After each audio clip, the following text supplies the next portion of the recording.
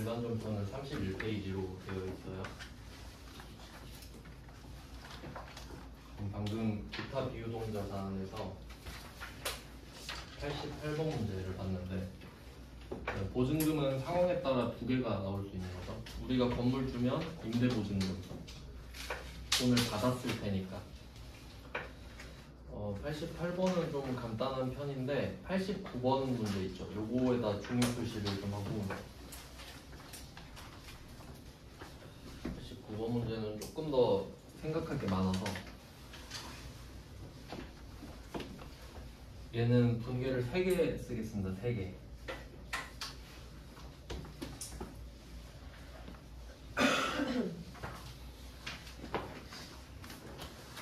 키워드를 좀 잡아볼게요. 89번에서 일단 미지급금 나옵니다. 미지급금. 그러면 이 미지급금이라는 단어가 개정 과목일 수도 있고 아니면 그냥 돈을 안 줬다 이런 뜻일 수도 있잖아요. 그럼 그걸 결정해 주는 게 뒤에 계상이 있죠. 계상. 미지급금으로 계상했다는 말은 미지급금으로 회계 처리했다 이 말이니까 여기서 미지급금은 개정 과목이겠네요.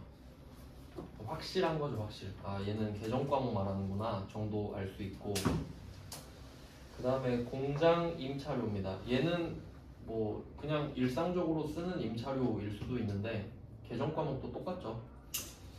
임차료 두 번째 키워드고요. 미지급금에 이어서 임차료. 그 다음에 세 번째 키워드는 보증금이 되겠네요. 그러면 보증금은 상황에 따라 다르다 그랬는데 지금 임대인과 합의했다 그러죠. 그럼 우린 임차인이네요.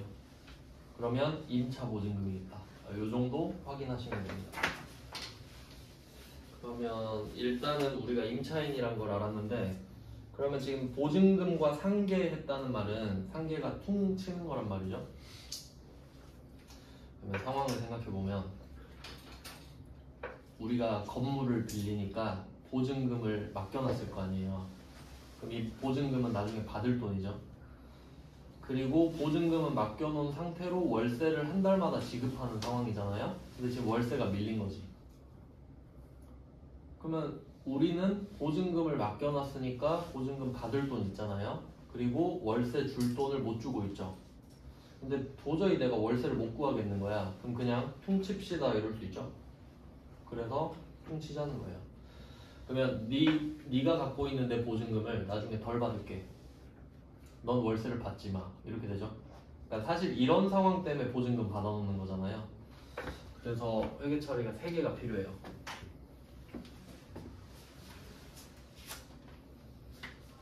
일단은 우리가 임차 보증금을 맡겨놓은 게 필요하죠. 그러니까 그게 88번 문제라고 보면 돼요. 네, 여기서 금액은 안 나와 있지만 뭐 넉넉하게 있겠죠. 그러면 아까 문제처럼 그냥 똑같이 쓸게요. 참고로 보증금을 줬었다. 얼마인지는 모릅니다. 근데 300만 원보다 많겠죠.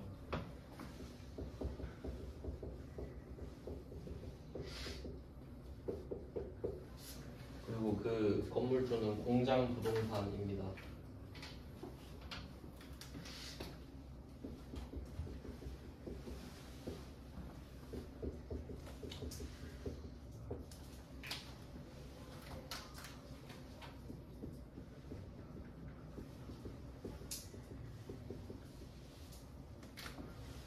일단 이게 제일 처음에 있었겠죠. 보증금 일단 맡겨놓고 그 후에 월세를 한 달에 한 번씩 내고 있어요.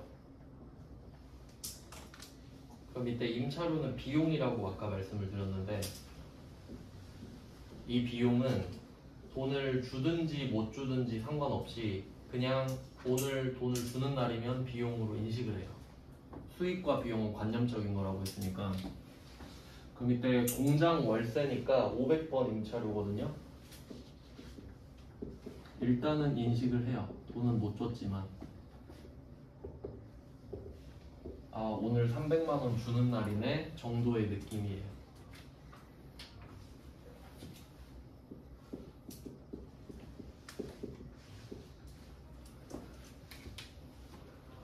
그럼 이걸 인식한 다음에 이 300만 원을 돈을 꺼내서 주면 되잖아요. 근데 돈이 없어. 그래서 못 줘가지고 미지급금이 됐다는 소리죠.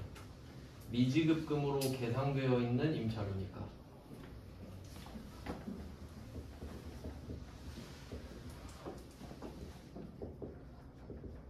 그러면 300만 원을 줘야 되는데 못 줬어요. 공장 임차료한테, 공장 부동산한테.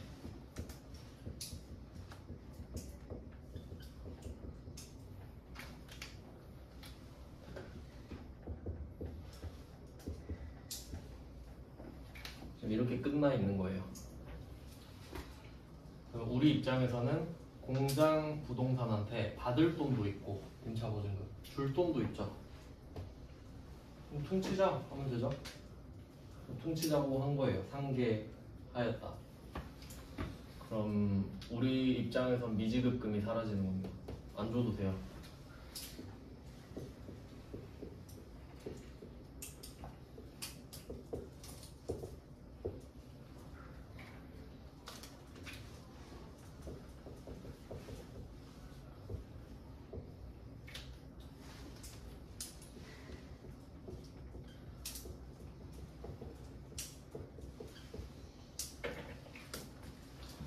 그러면 부채 300만 원이 사라지려면 자산 300이 줄어야 돼요. 뭘 줘야 부채가 줄어드는데 그게 뭐냐 하니까 내가 받을 돈을 덜 받겠다 하면 되죠. 임차보증금에서 깔아.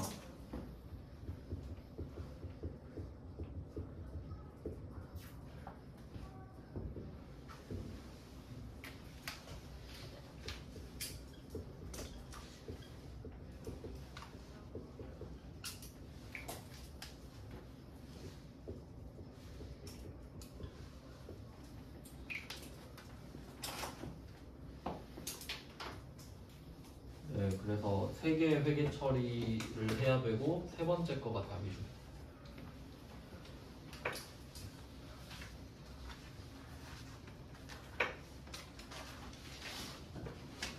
이 상황은 나중에 우리가 건물주가 될 수도 있잖아요. 그러면 아예 반대가 돼요. 뒤에 문제가 나오거든요. 지금은 말로만 설명을 드리면 우리가 건물주여서 보증금을 받고 시작할 수도 있죠. 그럼 차변의 현금, 대변의 임대 보증금일 거 아니에요. 그렇게 시작을 하겠지. 근데 이 임차인이 밀린 거예요, 월세가. 그럼 우리는 돈 받는 날에 임대료를 인식하겠죠. 근데 미수금이 되겠지. 안 준다 그러니까. 그럼 그냥 깝시다. 이러면 미수금이 사라지고 임대보증금이 사라지겠죠. 그냥 정반대. 뒤에 한 문제 더 나오거든요. 그때 제가 번호 연결해서 같이 보겠습니다. 이렇게 하면 자산이 끝났어요. 드디어 자산이 끝났고요. 이제 부채입니다. 부채는 자산에 비하면 훨씬 간단하고요. 자산은 유동자산이랑 비유동자산 나눠서 유동자산 2개, 비유동자산 4개 이렇게 했죠. 유동자산은 당좌자산, 재고자산, 비유동자산은 투자자산, 유형자산, 무형자산, 기타 비유동자산 이렇게 봤거든요. 근데 부채는 유동부채, 비유동부채 끝. 왜냐면 자산은 내가 관리해야 될 대상이잖아요. 그러니까 이름을 붙여서 통장 쪼개기. 목적에 따라 이름을 나눠주는데 부채는 나갈 돈 아닙니까? 그러면 빨리 나갈 돈, 늦게 나갈 돈 이렇게만 하면 되지. 뭐 나갈 돈에 정 붙일 필요 없죠. 그래서 좀 더 간단합니다. 자산의 반대라고 보시면 되고요. 그럼 90번부터가 부채죠? 한번 보겠습니다. 다 배웠던 거예요. 반대예요. 배웠던 거 반대. 17페이지에 90번 볼게요. 이한산업에서 매입한 원재료 일부에서 불량품이 발견되었다. 500만 원 중에 120만 원을 감액받았다. 우리가 물건 팔다가 불량품 발견돼서 깎아준 적이 있었거든요. 앞에서 뭐 그런 기억은 나시죠? 이건 뭐 배웠던 거니까 그냥 빨리빨리 진행할게요. 그럼 원재료를 샀을 때부터 그냥 쓱 해보겠습니다. 그리고 이제 부가세를 배웠잖아요. 부가가치세를. 그럼 어떻게 해석해야 되냐면 지금 외상대금 잔액이 500만 원 돼 있잖아요. 여기 부가세 포함된 금액이에요. 왜냐면 어차피 부가세도 내야 되잖아요, 우리가. 그러니까 이 금액이 원래는 이걸 거예요. 454만 454원 이렇게 돼 있을 거예요, 원래. 부가세도 뭐 45만 4천 이렇게 454545 이렇게 갈 거란 말이에요. 근데 지금은 그냥 일반 전표기 때문에 그 부가세 없다고 치고 하는 거예요, 그냥. 근데 알고는 있어야 된다 이거지. 아, 여기 부가세 들어있는 건데 원래 이런 느낌이고. 지금은 없는 걸로 치고. 원재료 500. 자, 원재료를 샀어요. 우리의 주 종목이죠. 그럼 원재료를 사고 외상을 하면 외상 매입금, 어음 주면 지급어음입니다. 원재료만. 원재료 아니면 미지급금. 네, 이렇게 됐죠. 그래서 원재료 때문에 외상 매입금이 있었던 겁니다.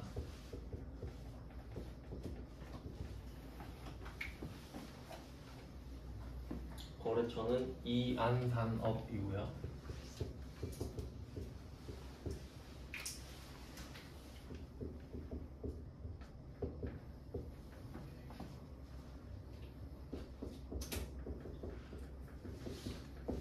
이런 회계 처리가 있었으니까 오늘 500만 원을 갚을 거다 이 말이거든요.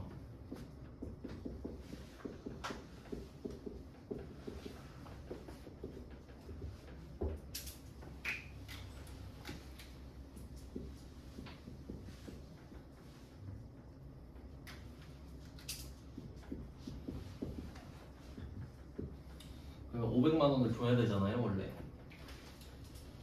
근데 사실 우리가 원재료를 받고 나서 검수를 했었거든요. 근데 보니까 불량품이 있더라. 120만 원. 말을 했죠. 야, 나 이거 돈 못 내. 그러니까 그래, 120 깎아줄게. 이런 느낌이네요. 그럼 깎아주는 이유가 두 개 있다 그랬는데, 첫 번째가 약정. 약정은 할인. 첫 번째, 약정 때문에 깎아주면 할인. 두 번째, 약정 외, 약정이 아닌 모든 이유. 네, 애누리.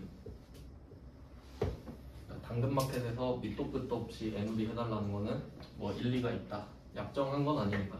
뭐 그 정도 느낌이죠. 애누리를 하잖아요. 그러면 지금은 약정 아니죠. 내가 120을 할인받기로 한 게 아니라 받았는데 뭐야 불량, 이거 뭐지? 약정 아닌 적? 그럼 불량은 당연히 내가 돈을 왜 냅니까?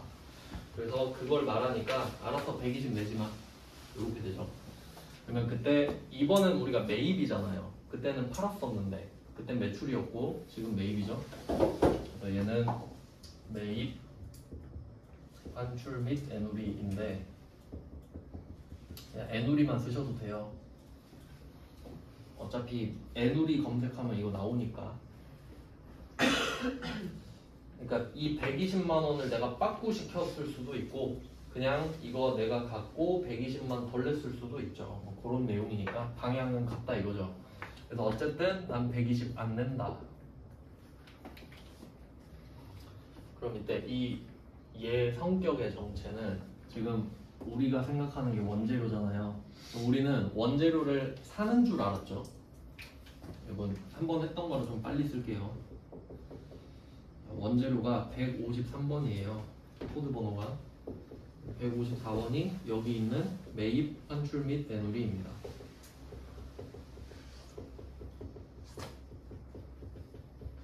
그리고 155번이 매입, 할인입니다. 이렇게 차감 계정이 두 개가 붙어 있는 거예요.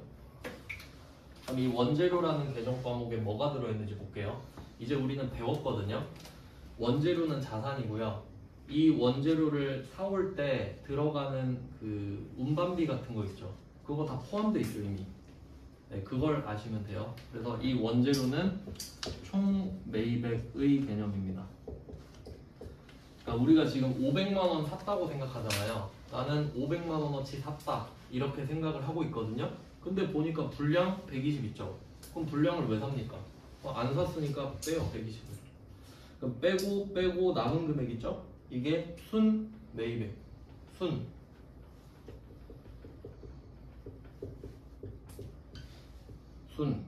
얘는 총.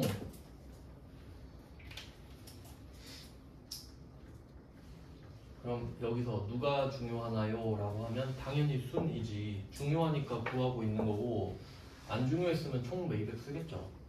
그래서 원재료 500으로 들어갔는데 120이 빠졌잖아요. 그러니까 사실은 380이지. 왜냐면 380만 원어치만 산 거니까. 이렇게 구분이 되는 겁니다. 근데 원재료에서 직접 차감을 때리지 않는다는 거죠. 차감 계정이 있으니까 차감 계정을 써요. 이렇게 빼는 걸 간접 차감이라 그래요. 빼는 계정 과목이 있으니까 그걸 쓰겠다고. 그러니까 원재료 자체를 120을 줄여버린 게 아니죠.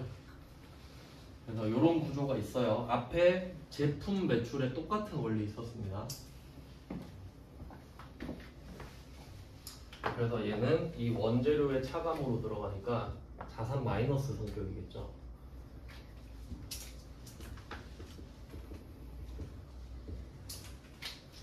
그리고 나머지 380만 원을 주면 됩니다.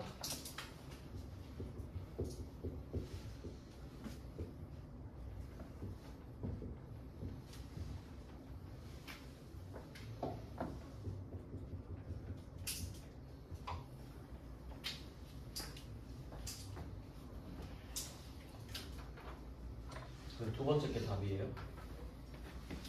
밑에 거.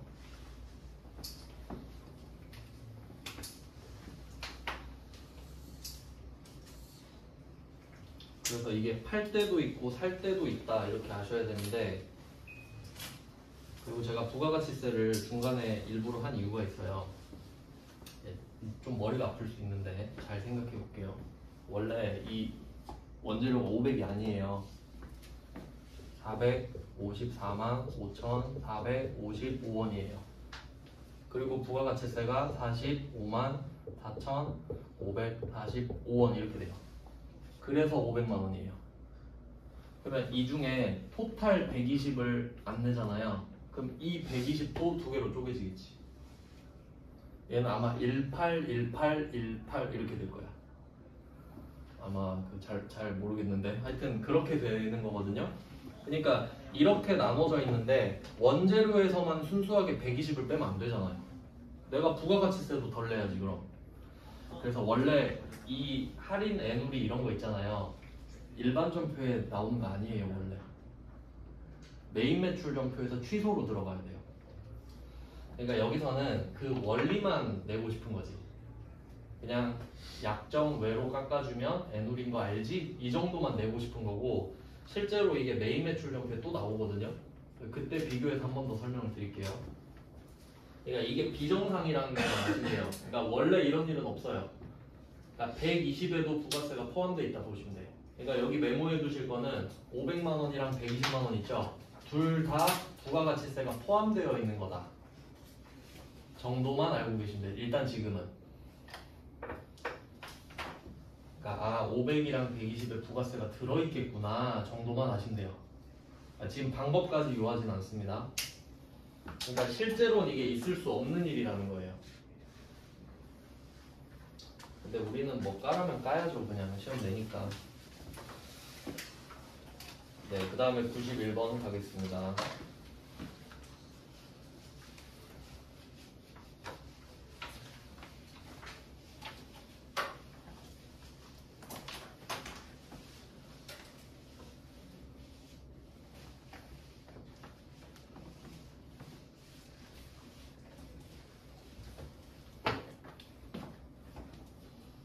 자, 91번은 이번에는 외상매입금 그 자리 이제 아시니까 그냥 바로 답 쓸게요. 외상매입금 2,500을 결제하는 거예요. 부채의 감소니까 차변이죠.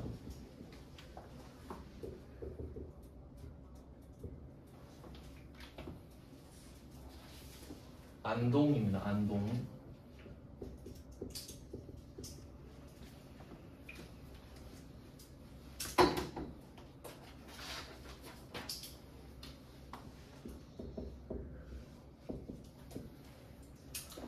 2,500을 한번 갚아봅시다. 자, 그럼 2,500 부채를 없애려면 2,500만 원 주면 되잖아요. 근데 2,000만 원 줬어요. 일단 보통예금으로 계좌이체.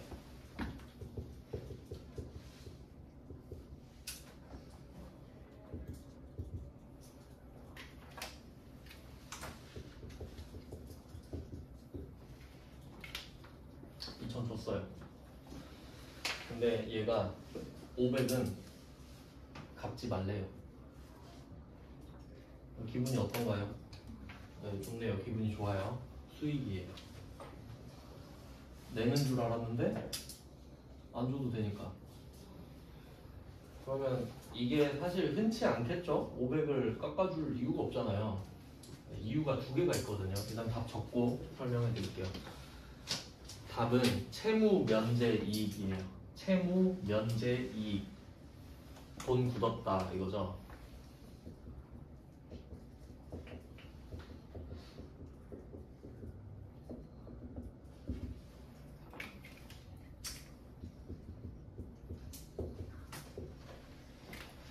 그럼 이게 답은 일단 이런데 비교 좀 약간 비슷한 거 생각 안 나나요? 채무 면제 이익. 돈을 갚기로 했는데 안 갚아도 돼서 500 굳었다. 그럼 이게 500 받은 거랑 똑같지 않나? 뭐 기억 안 나요? 뭐 받은 거? 자산, 수증, 이익.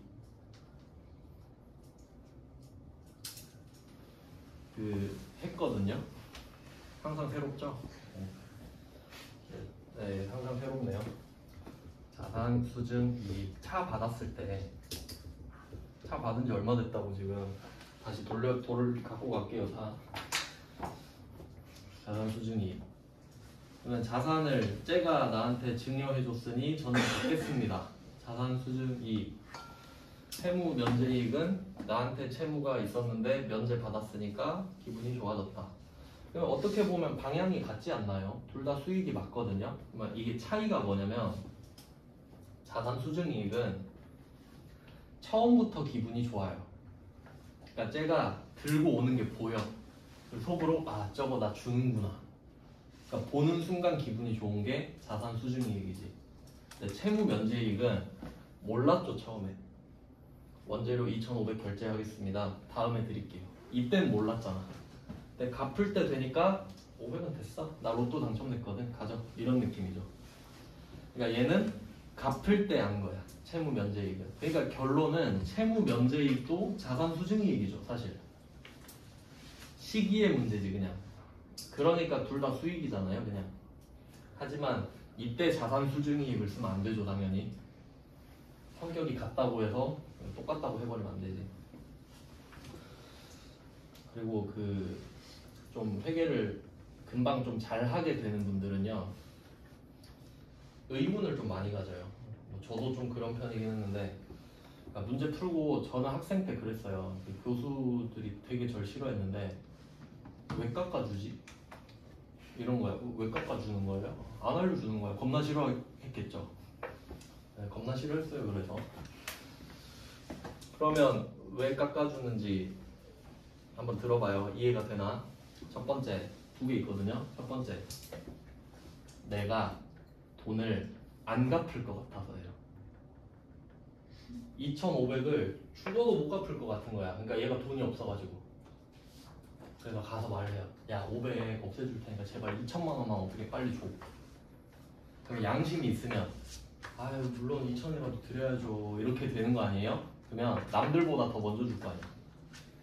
첫 번째가 그거예요. 나머지라도 살리려고.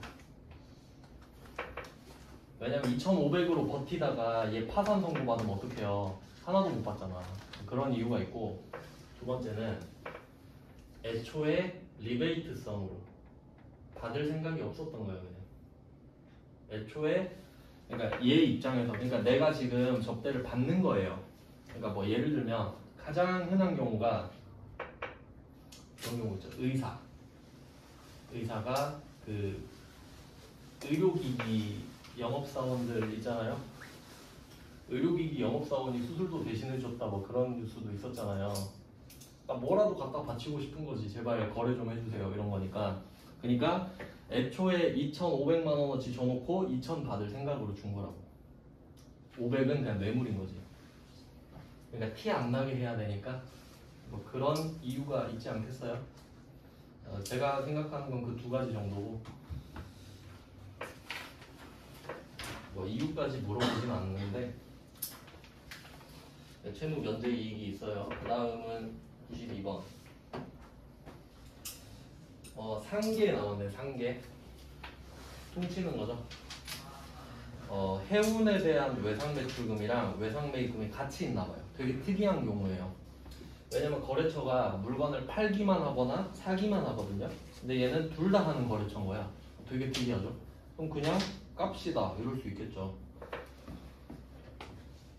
그럼 일단 외상 매입금 자리는 정해져 있습니다.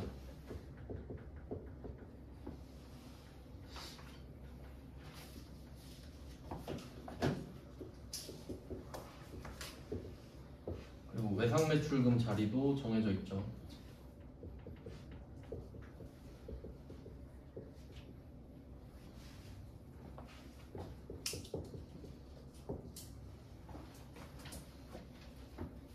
근데 거래처가 같아요.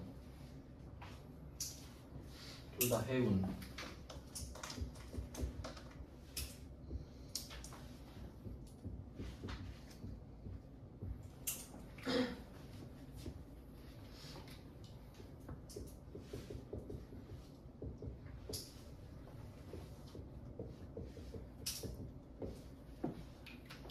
일단 자리는 정해져 있습니다. 외상 매입금도 사라지고 외상 매출금도 사라져야 되니까. 근데 이때는 상계가 금액이 다르잖아요. 두 가지 선택지가 있었을 거예요. 첫 번째는 이 둘 중에 낮은 금액 있죠. 낮은 금액만 퉁칠 수도 있죠. 470씩 없애고 끝낼 수도 있죠. 아니면 총액을 갖다 놓고 부족한 건 주거나 받을 수도 있지. 근데 후자가 좀 더 문제 내기 좋을 거 아니에요. 그래서 후자가 나온 거고, 그러면 이때 차이가 나는 금액 110만 원은 일단 줬다고 말을 하죠. 당좌 예금 110 쓰면 되겠네요.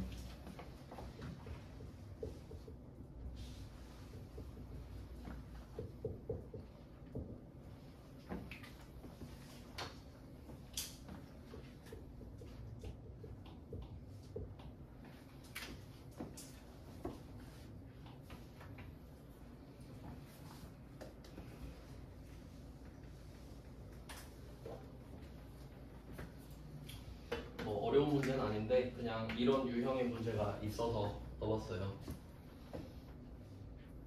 그래서 지금 그 세 문제 있는데 셋 다 외상 매입금 생각하면서 낸 거예요. 외상 매입금, 외상 매출금의 반대 개념으로. 다음은 93번입니다. 그러니까 이쪽은 좀 쉬운 부분이죠. 그냥 앞에 반대예요. 93번은 7월 4일이거든요. 오늘. 네, 4월 4일 원재료 매입 대금으로 거래처 성남전자한테 발행했던 어음. 자, 요거 생각해 볼게요. 원재료 매입 대금으로 발행했던 어음. 지급어음이죠. 미지급금 아니죠. 그러니까 이게 뭘 의미하는지 생각을 해야지. 어음을 줬었네. 계정 과목이 지급어음이었었겠구나. 왜냐면 원재료를 산 대가로 준 거니까. 그럼 지급 어음이 4월 4일에 있었던 겁니다. 그러면 자리를 이제 생각해 봐야 돼요. 차변에 원재료, 대변에 지급 어음이 있었겠구나. 그리고 오늘 3달 뒤에 돈 주기로 했나 보지.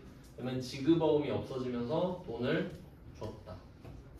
당좌수표 발행했으니까 대변에 당좌 예금이 나가면 되겠죠. 그러니까 지금 외상매입금 자리에 지급 어음이 오면 되는 거 아니에요. 외상매입금 자리에 지급어음이 오면 되는 거 아니에요.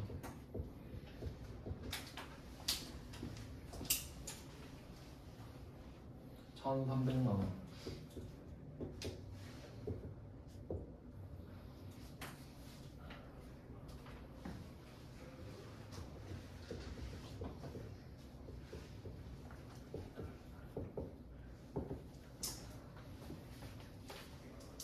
지급어음도 거래처 써야 됩니다. 어음도 외상의 한 형태니까. 성남전자.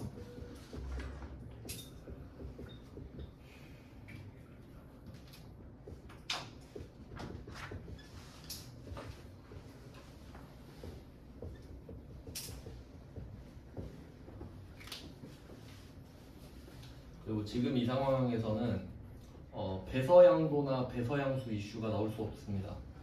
그러니까 그 배서양도나 배서양수는 4월 4일에 결정되는 거예요. 오늘 7월 4일이죠. 그러니까 만약에 이럴 수도 있지. 4월 4일에 어음을 줬었던 거예요. 똑같이. 근데 뭐 ABC 회사에서 받았던 어음을 줬다. 그럼 4월 4일에 배서양도를 했던 거죠. 끝났죠 그럼? 끝. 거기서 끝. 그럼 걔한테 가서 돈 받아. ABC한테 가서 받아. 난 이제 없다. 끝. 근데 그때 내가 발행한 어음을 준 거잖아요. 그럼 걔는 나한테 찾아오겠지. 그래서 오늘 후속 조치가 있는 거다. 그러니까 항상 상황을 생각하는 거야. 상황을. 아 그때 남이 발행했던 어음을 줬으면 걔는 그쪽으로 갔을 테니까 그 뒤에 7월 4일은 우린 아무것도 안 했겠구나 정도까지 생각하면 베스트고. 자 그래서 93번은 지급어음 생각하면서 넣은 거예요. 그러니까 외상매입금 3개, 지급어음 하나 하면 합쳐서 매입채무. 매출채권의 반대니까 매입채무라고 생각하시면 되겠고. 그러면 매입채무 반대가 미지급금이잖아요. 그래서 94번에 미지급금을 넣은 거예요.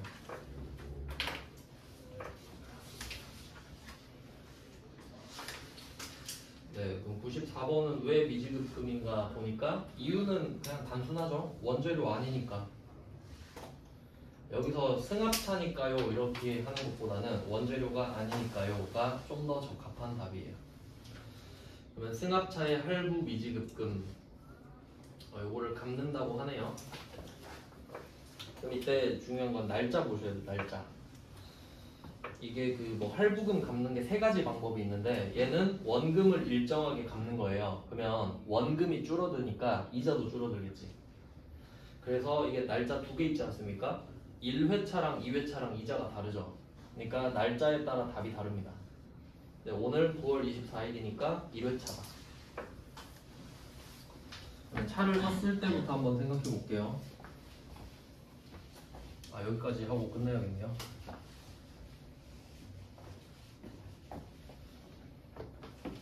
네, 여기까지가 쉽고 내일 좀 중요한 걸 하겠네. 네, 부가가치세랑 인건비 내일 중요한 걸 하겠습니다. 오늘은 좀 쉬운 거 끝낼게요. 그러면 자동차를 샀을 때 차량 운반구 이렇게 했겠죠. 물론 부가가치세도 있었을 건데 여기서 무시하겠죠. 얼마인지도 몰라요. 몇 회인지 안 나왔으니까 중요하지도 않고요. 소망자동차네요.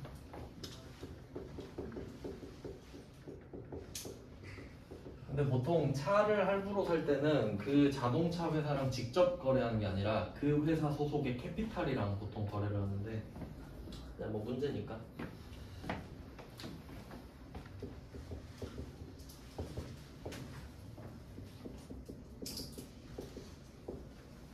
이런 회계 처리가 있었겠죠. 차를 딱 인도받았을 때. 그리고 한 달에 한 번씩 돈 갚는 거 아니에요? 그러면 이 중에 이 미지급금이 총 얼마인지 모르겠는데 이 중에 150을 빼서 갚는 거죠. 그래서 이 중에 미지급금 150을 빼서 줍니다.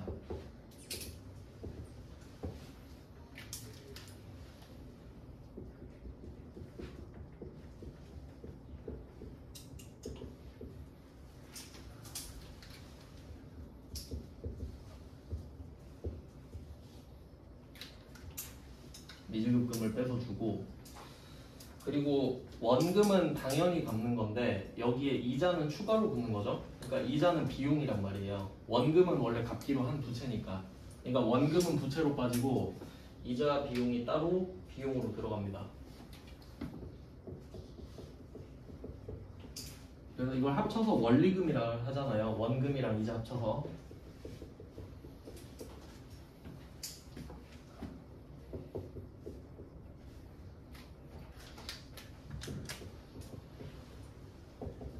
150은 알고 있었던 금액이고 이자는 추가로 붙은 돈이니까.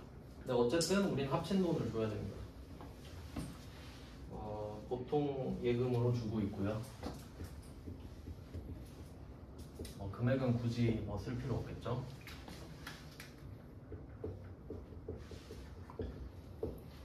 네, 이렇게 답이 돼요. 그래서 미지급금이 나온 이유는 원재료가 아니어서였다 정도고 이자 비용이 붙는 것까지. 그래서 일부러 미지급금 이 문제로 넣어놨습니다. 오늘은 여기까지 하고요. 내일은 말씀드린 대로 중요한 주제로 가보겠습니다. 고생하셨습니다.